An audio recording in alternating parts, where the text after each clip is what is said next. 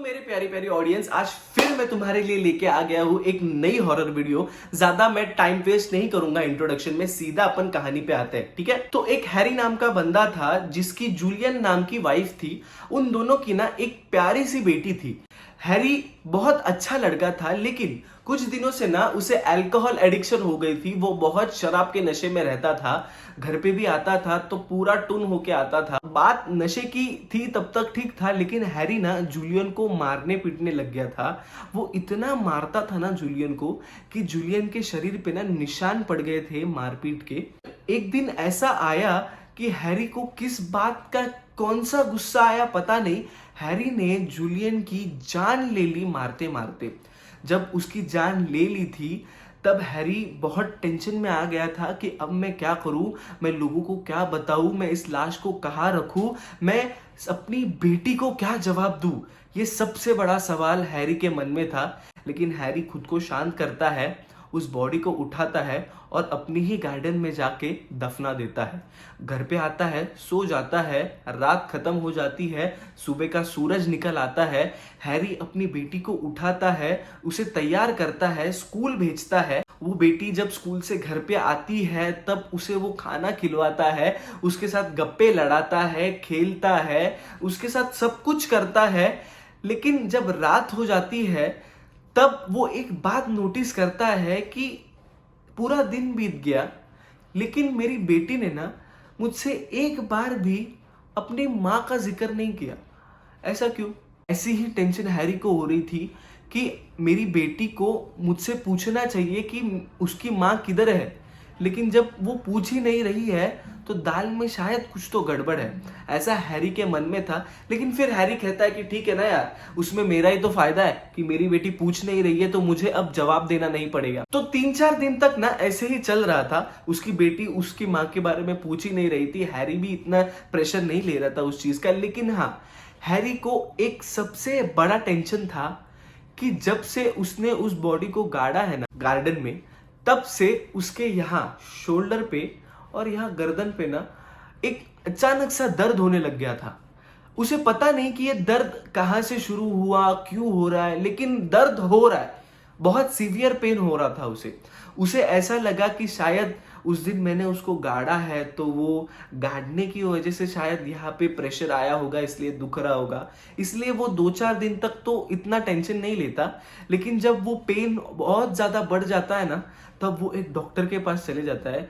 Doctor उससे कहता है कि ऐसा पेन आना नॉर्मल नहीं है, यानी कि ये यूजुअल नहीं है, क्योंकि यहाँ पे जल्दी ऐसे ही किसी के भी दुखता नहीं है।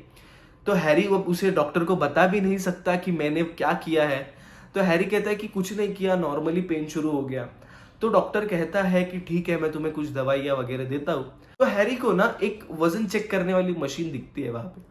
तो हैरी यूं ही उस मशीन पे जाता है और उस मशीन पे खड़ा हो जाता है, और अचानक से हैरी को अपना वजन डबल दिखाई देता है।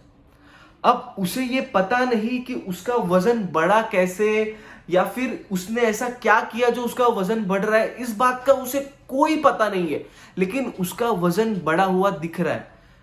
तो फिर हैरी को ऐसा लगता है कि शायद ये मशीन ही खराब होगी, या फिर मेरा वजन सच्ची में घर बैठने की वजह से बढ़ गया होगा शायद, या फिर टेंशन की वजह से शायद बढ़ गया होगा। तो फिर हैरी इस बात पे कोई ज्यादा ध्यान नहीं देता।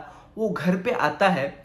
घर पे आने के बाद वो अपने कुर्सी पर बैठा है और यही सोच रहा है कि इतने दिन हो गए यार, मेरी बेटी मुझसे अपनी माँ के बारे में पूछ क्यों नहीं रही।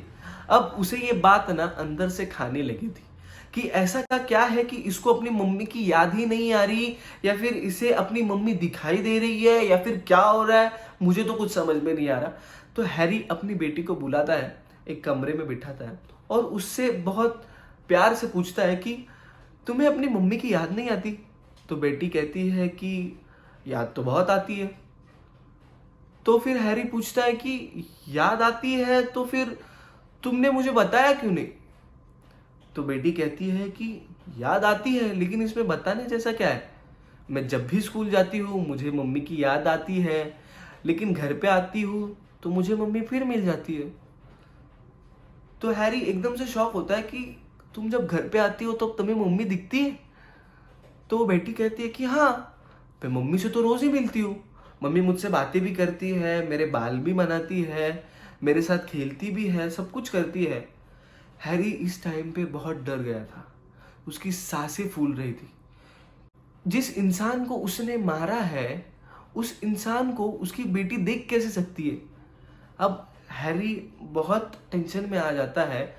उसने जितना भी नशा किया था सारा उतर जाता है। हैरी अपने बेटी से पूछता है कि तुम्हें अपनी मम्मी कहाँ दिखाई देती है? तो उसकी बेटी कहती है कि मम्मी तो मेरे कमरे में ही होगी अभी भी। हैरी बहुत डर जाता है, लेकिन फिर भी उससे पूछता है कि मुझे तुम्हारी मम्मी से मिलना है।